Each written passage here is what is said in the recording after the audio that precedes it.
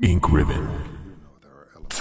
Movies based on video games are known for being bad, and the movies on this list are no exception. But what sets these apart is that they were so close to hitting the mark, but ended up missing completely, either losing the fans of their games, or losing first-time audiences to a series, or both. For this list, I will be going over those movies that almost got it right. Here are the top 10 video game movies that were almost good. Number 10. House of the Dead. House of the Dead knew what it was supposed to be. Almost. If you ever played House of the Dead, then you know how hilariously awful the story and the acting are. Especially the acting. This movie's biggest flaw was taking itself more seriously than it should have. Director Yu Bull used actual gameplay footage in the movie numerous times and even had an insert coin flash on the screen. So he was close to seeing what I mean. Had he focused on the fun action and gore and less on the unlikable characters with a terrible plot, maybe it would have been alright. Number 9. Warcraft. Have you ever seen a burger on a menu that looked amazing, only to be disappointed when you're served a flat, boring burger? That's kind of what happened here. Again, this is a movie that made the mistake of taking itself way too seriously. This is going to be a trend for this list. Basically, the movie had a ton of really cool CGI and the rest is pretty much a mess. They throw so much information at the audience to help them understand the world and characters that you forget what's going on or who is who. On top of that, characters are boring and the plot is extremely sloppy. Instead of trying to please everyone, they should have just focused on pleasing the fans of the game. Number 8. Doom. This movie almost had the right idea, but went about it all wrong. It was campy, it was over the top, and it was full of action. The problem with all this? Doom is not campy. Doom isn't even slightly upbeat. Most people seem to forget this, but Doom is at its core a horror game. You battle against monsters and demons while struggling to survive. While you can't deny the charisma of Dwayne Johnson and the script certainly tried, maybe it would have been better for the Duke Nukem movie that will probably never happen. Number 7. Mortal Kombat Annihilation. Okay, I know I just made a lot of people spit Mountain Dew all over their keyboard, but take a breath and hear me out. Yes, the script is atrocious. Yes, the acting is embarrassing. And I can't mention this movie without this. You're alive. Too bad you will die. But, having gotten all that out of the way, this movie really went all out with character appearances. As a big Mortal Kombat fan, I was so excited to see characters like Baraka, Ermac, Rain, Shiva, and Jade, even though she was an entirely different ethnicity. Most movies tend to downsize a fighting roster and focus on a few characters, like the first movie did, but you gotta give them props for trying to include everyone.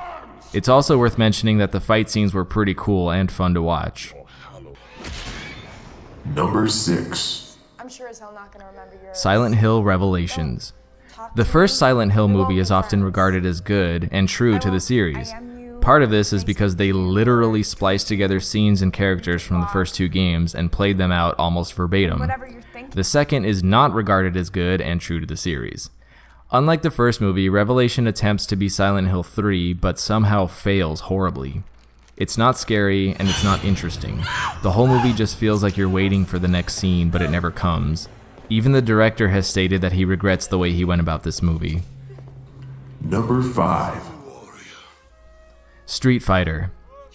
So you just finished cleaning all that Mountain Dew off your keyboard, and now you've got bits of Doritos all over your screen. I'm sorry, but this always had a horrible rap, and I get it.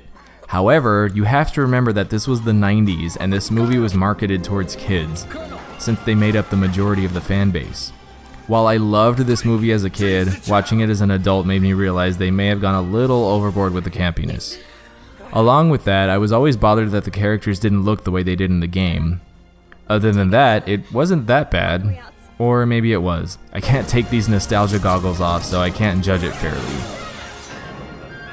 Number 4. Tomb Raider, Cradle of Life. I loved the first Tomb Raider movie and thought it served its purpose very well. It captured the essence of Lara and the series while still being fresh and innovative.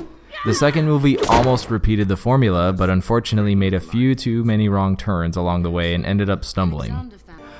One of the biggest problems was giving Lara a partner / love interest. It was completely unnecessary and also was not true to the character of Lara Croft. Maybe they could have gotten away with it if it was Curtis from Angel of Darkness, but considering she ends up killing him in the end, spoiler alert, it probably doesn't matter. Number 3. Final Fantasy: Spirits Within. This movie is a beautiful work of art. While it may have aged a bit by today's standards, it stood as a technical marvel back in 2001. The characters were likable, the story was decent, and the acting and visuals were cool. The only problem?